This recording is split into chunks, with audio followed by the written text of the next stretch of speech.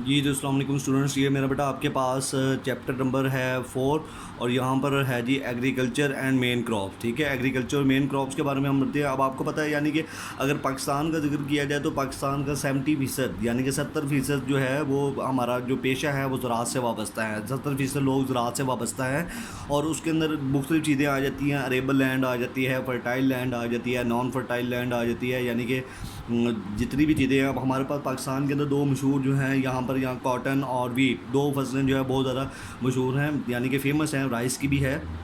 तो इधर आपके पास एक नीचे एक पिक्चर दी गई है जी, looking down on a man made landscape. यानी कि मैन मेड लैंडस्केप का मतलब है ये बच्चे कोई मशीनों के ज़रिए से नहीं बनाई गई, इंसानों की मदद से बनाई गई है ये landscape. Rice field in Vietnam. ठीक है, वियतनाम के अंदर ये एक फील्ड बनाई गई है। अच्छा, इस चैप्टर के अंदर से आपके पास शॉर्ट क्वेश्चन भी दिए गए हैं, एमसीक्यूज़ भी दिए गए हैं, वो तो आप कर लेंगे। बच्चों को जो प्रॉब्लम आती है वो लॉन्ग क्वेश्चन में प्रॉब्लम आती है, तो मैं आपको पेज दिखाता जाता हूँ जहाँ जहाँ से आपने लॉन्ग क्वेश्चन प्रिपेयर करने मेरा बेटा। ठीक है, ये आपके पास पहला लॉन्ग क्वेश्चन आपके पास होगा। ठीक है, फर्स्ट लॉन्ग क्वेश्चन आपके पास है the rice seeds are planted rightly. ठीक है, राइस के बारे में जी, पैक्ड इन वेट नर्सरी। ठीक है, while the fields paddy where they are to grow for harvesting. यानी कि हार्वेस्टिंग, एक आपको पहले चीज़ बता दूं, राइस की जो फसल है, चावलों की जो फसल है, उसके लिए सबसे ज़्यादा पानी दरकार होता है। ठीक है, उसके बगैर जो है वो फसल ग्रो अप नहीं कर सकती। ठीक है, तो यानी कि सबसे ज़्यादा पानी जो है दरकार होता है, वही यहाँ पर बताया गया है उसके बीज को उगाने के लिए। This mean that small plots normally. तो ये आपके पास ये जो एक पैसे दिया गया है। ठीक है, मैंने question number 1 long question number 1 mark कर दिया है ताकि स्टूडेंट्स को जो है वो डिफ़िकल्टी ना हो। इस टॉपिक के अंदर राइस के बारे में बताया गया है। तो यहाँ पर आपके पास है जी, ये लिखा हुआ है this is a slow and tiring job. Obviously बच्चे ये आपके पास एक मुश्किल जॉब है। ठीक है, हम इसके बारे किसानों के लिए एक मुश्किल काम है, यानी कि सीड्स को पहले ग्रो अप करने के लिए और फिर उनको सो अप करने के लिए। सो का मतलब होता है बोना, यानी कि उगाने के लिए। ठीक है, when the seedings are 20 to 30 centimetre high they are pulled from the nursery plots and replanted in the food paddy. Food paddy कहते हैं यानी कि बच्चे जहाँ पर हम खुराक उगा रहे होते हैं। ठीक है, जिस जगह पर हमने खुराक उगानी होती है। ठीक है, वो तो यहाँ पर यानी कि 20 से 30 सेंटीमीटर के अगर सीड्स बढ़ते जाते हैं, वो पौधों की शक्ल इख्तियार करते हैं, उसके बाद उनको दोबारा से उखाड़ कर दोबारा लगाया जाता है। ठीक है, तो ये एक बहुत ज़्यादा डिफ़िकल्ट काम है राइस की क्रॉप्स के लिए। ठीक है, अगले क्वेश्चन की तरफ बढ़ते हैं मेरा बेटा, दूसरे क्वेश्चन की तरफ। ये आपके पास ये पोल्ट्री का एक टॉपिक लिखा हुआ है। ये आपके पास सेकंड क्वेश्चन का आंसर शुरू होगा, सेकंड लॉन्ग क्वेश्चन का।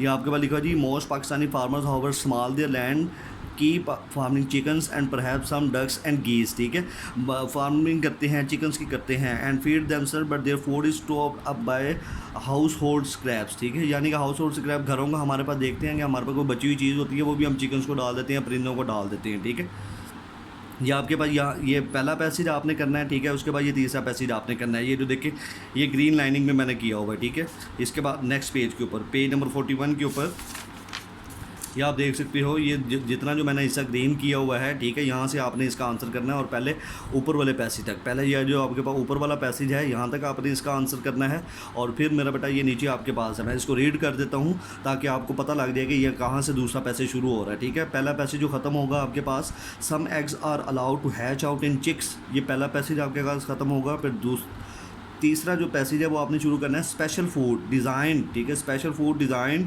To encourage egg laying runs, ये पहली लाइन मेरा बेटा आपके पास शुरू होगी। ठीक है, इसके अंदर सिर्फ आपके पास ये पोल्ट्री के बारे में थोड़ा सा बताया गया है, वो आपने पढ़ लेना है। ठीक है, often the great sheds in which the birds are kept have no windows. ठीक है, अगर नो विंडोज़ हैं तो बच्चे उनको इलेक्ट्रिक लाइट्स के ज़रिए, जनरेटर्स के ज़रिए, जो हमारे पास ऑटोमेटिक फार्मिंग है उसके ज़रिए हम संभाल सकते हैं। ठीक है, तीसरा मेरा बेटा लॉन्ग क्वेश्चन आपके पास लिखा है जी, ये आपके पास थोड़ा सा आपको नया लफ्ज़ मिलेगा जी, हॉर्टिकल्चर।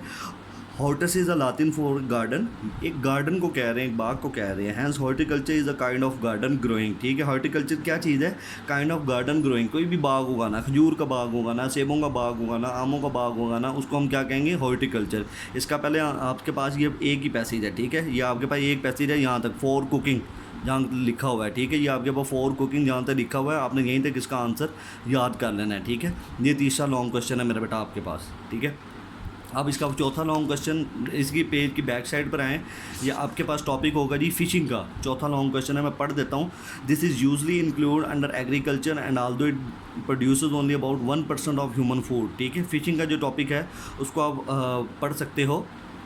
उसके ऊपर आपके पास चौथा क्वेश्चन जो है, क्वेश्चन नंबर 4 उसका आंसर है। क्वेश्चन नंबर 4 उसका आंसर है जी पेज नंबर 41 के ऊपर। पेज नंबर 41 के ऊपर मेरा बेटा आपके पास पहला पैसेज लिखा हुआ है। मैं पहले पैसेज की आखिरी लाइन पढ़ देता हूँ ताकि आप लोगों को तलाश करने में मुश्किल ना हो। Laws no limit the amount that can be caught and there is a great expansion of fish farming, there is a great expansion of fish farming। दोबारा सुन लें, there is a great expansion of fish farming। ये आपके पास last line है, अपने fishing वाले topic से इसको relate करना है। टोटल चैप्टर के अंदर बच्चे क्या चीज़ है, पोल्ट्री के बारे में बताया गया, एग्रीकल्चर के बारे में बताया गया, फिशिंग के बारे में बताया गया, यानी कि मेन क्रॉप्स के बारे में बताया गया, उनको उगाया कैसे जाता है, उनके ऊपर कितनी मेहनत दरकार होती है, राइस क्रॉप के ऊपर कितनी मेहनत दरकार होती है। तो ये सारी चीज़ें मेरे बेटा उन्होंने इन चैप्टर्स के अंदर बताई हैं, ठीक है। अब आपके पास जो अगला चैप्टर इसके अंदर इंक्लूड है वो मेरा बेटा आपको मैं बताता हूँ, वो आपके पास है जी, ये चैप्टर 14 है मेरा बेटा, ठीक है। चैप्टर 14 आपके पास इस तरीके से है, ये आपके पास चैप्टर 14 को मैं रीड करता हूँ। ये है जी इंटरनेशनल प्रॉब्लम्स, ठीक है। पेज नंबर है जी 109। इंटरनेशनल प्रॉब्लम्स के ऊपर आपके पास है जी द लैंड, पहला long question, first long question आपके पास फर्स्ट पेज के ऊपर होगा। ये देखिए यहाँ तक आपने निशान लगाना है।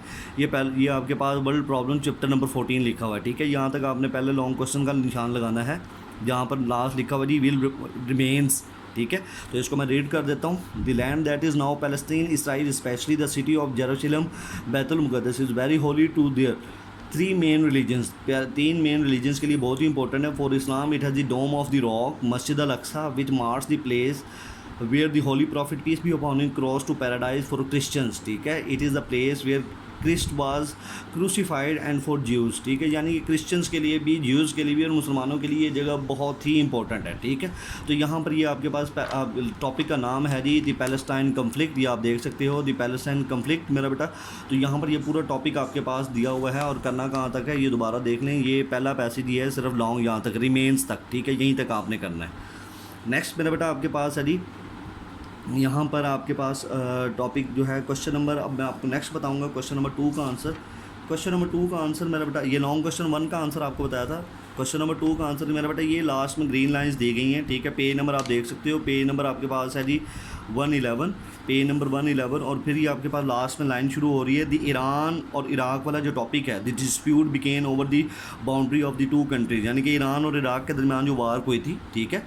और इन 1980 taking advantage of the confusion following the overthrow of the Shah Iraq, ठीक है। बच्चों को प्रॉब्लम होती है कि हमें लॉन्ग क्वेश्चन नहीं मिल रहे, हम कहाँ से लेके कहाँ तक चलें। तो ये मेरा बेटा दूसरा लॉन्ग क्वेश्चन आपने यहाँ तक करना है, ठीक है। पेज नंबर 111 के लास्ट से शुरू करना है, एक ही टॉपिक है ये, ठीक है। इसके अंदर कोई कन्फ्यूजन नहीं होगी। ईरान इराक वाला जो टॉपिक है वो कंप्लीट करना है, ये दूसरा लॉन्ग क्वेश्चन आपका यहाँ पर ख़त्म हो जाएगा, ठीक है मेरा बेटा।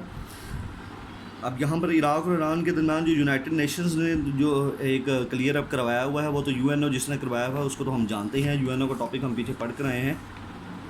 अब यहाँ पर आपके पास इसके लिए तीसरा लॉन्ग क्वेश्चन आ गया जी, ये आपके पास है जी कश्मीर के टॉपिक से, और पेज नंबर आप देख सकते हो जी 134 आपके पास है जी, सॉरी 114 है। पेज नंबर 114 आपके पास मेरा बेटा है जी, पेज नंबर 114। और यहाँ पर आपके पास है जी ऑन पार्टीशन इन 1947, ठीक है। यहाँ से आपने शुरू करना है टू ज्वाइन इंडिया, ये तीसरा है। इस टॉपिक के अंदर आपको बताता हूँ क्वेश्चन पूछा गया है इसके अंदर, what does the British after to the Muslims and Hindus on the partition 1947, ठीक है। यहाँ पर है जी on partition 1947 British offer 3 choices to the princely states, यानी कि 3 ऑफर उन्होंने की थी, join India, join Pakistan, in a few cases remain independent, the maharaja of Kashmir. ये कश्मीर का जिक्र है, ठीक है। इस टॉपिक के अंदर किसका जिक्र है, कश्मीर का जिक्र है। उन्होंने ऑफ़र दी थी कि आप या तो आज़ाद रह लें या इंडिया, देखें उस वक्त भी इंडिया के साथ ना पाकिस्तान के साथ शामिल नहीं हुई थी रियासतें, ठीक है। तो ये भी एक और करने वाली बात है। तो वो जो रियासत कश्मीर थी उसके राजा ने इसके साथ, यानी कि हरी सिंह जो था was a Hindu ruling a population which was over 75% मुस्लिम, यानी कि उस पॉपुलेशन के ऊपर वो रूल कर रहा था जिसकी आबादी 75% जो है मुसलमानों की थी उस वक्त, ठीक है। लेकिन उसने क्या किया जी, दोनों ममालिक के साथ इलाक़ करने से इनकार कर दिया, और आज तक ये स्टेट्स के ऊपर अभी तक जो है कन्फ्लिक्ट कहते हैं लड़ाई, कश्मीर कन्फ्लिक्ट हम कहते हैं जब बात होती है कन्फ्लिक्ट की। कन्फ्लिक्ट का मतलब होता है लड़ाई, यानी कि झगड़ा जारी है। तो ये मेरे बेटा मैंने इस दफ़ा आपको लॉन्ग क्वेश्चन सारे मार्कअप करवा दिए ताकि आपको कोई कन्फ्यूजन ना हो, नए चैप्टर हों। बाकी जैसे ही आप लोग क्लासेस अटेंड करते हैं, यानी कि मेरी जो ऑनलाइन क्लासेस है हमारे स्कूल की, तो मेरा बेटा स्कूल की ऑनलाइन क्लासेस की तरफ भी थोड़ा ध्यान दें, ठीक है। वहाँ के अंदर मैं पूरा चैप्टर जो है उसको रीड आउट कर रहा हूँ, ये तो आपको मैंने एक थोड़ी गाइडलाइन दी है, ठीक है। वहाँ पर हम कंप्लीट चैप्टर रीड कर रहे हैं। 40 मिनट्स का जो लेक्चर है उसको ज़ाया मत करें मेरा बेटा। अल्लाह हाफ़िज़।